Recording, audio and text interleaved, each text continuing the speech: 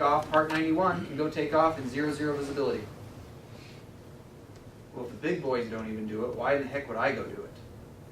Because I have superior equipment, right? Everyday vision. All right. Okay, let's finish up real quick. Restricted area is the red outline. Restricted area, can I fly through it? With the clearance, yep, sure can. One of our guys got a clearance the other day. They got direct from Battle Mountain to Provo. Flew right through that restricted area out by Dugway, bombing grounds. As long as it's not active, they'll clear you right through it. MOAs is the green little hashed area. What about prohibited? No. Technically prohibited in the AIM still says that you technically can. Will you ever get clearance through a prohibited area? No.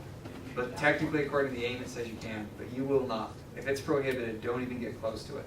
That's like launch an Apache and shoot you down kind of an area. So, MOAs. What is the purpose of an MOA? Separate IFR and military. Separate military. It is specifically to separate military traffic from IFR. So, can I fly through a MOA? Yes. With a clearance. Okay, you do not want to go cutting through those. They're established to separate IFR from military traffic. Okay, VFR, do I have to really talk to anybody in a MOA? No. Legal versus stupid? Better talk to somebody if you're in a MOA. Okay? Especially at night, if you forgot to check your NOTAMs and they're out there doing their lights off maneuvers, you really don't want to be out there. So always, if you're in a MOA, talk to them. It's always published on the charts. Okay? Okay, we already talked about the MORAs. ATIS? Oh, what is an ATIS? Okay, it's around the shores of the United States, and various ATISs have different requirements depending on which ATIS you're in. So if you're going to go fly through an ATIS, you better really do your research, make sure you know what you're doing. So be careful with those. If you guys go out to California, try to get some fog or something, make sure that you know your bag ATIS and don't get out there if you don't know what you're supposed to be doing. Okay? All right, I've got down here, if I can find it. There it is. A bunch of little dots in a circle. That's an NDB. I know it's an NDB because it has a 3-letter identifier, GWF. If it's a compass locator, it only has a 2-letter identifier, like this one, UR.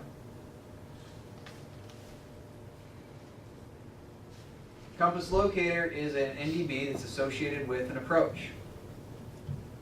Those 2-letter identifiers also tell me, I can tell you that this right here is a compass locator inner marker. I'm sorry, middle marker. Which is it? Middle marker. Sorry, it's compass locator middle marker. The reason I know that is because it's the last 2 letters of the localizer, the airport. This is for Burbank. If it was a compass locator outer marker, it would be named BU. So you said a compass locator is an NDB associated with the approach? That's all it is. Compass locators technically do have a lower frequency or service volume, so they're only good for 15 miles.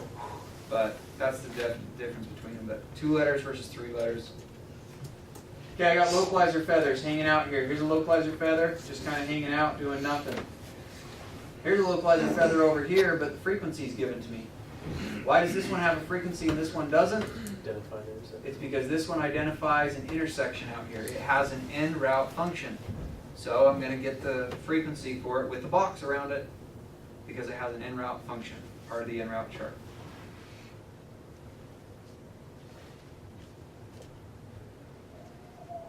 Okay, I've got a gray dashed line right here. That's just basically there's a terminal chart for this area because it's so congested that blows up the picture, allows me to see it better. Terminal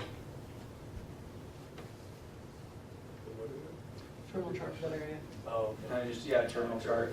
See these blue lines, blue overlapping lines, those are overlapping charts. So low altitude chart 3 joins in right here. You can see that half of this area down here, actually more than half of it, is actually on low altitude route chart 5. So the charts overlap, tells you where the different charts are.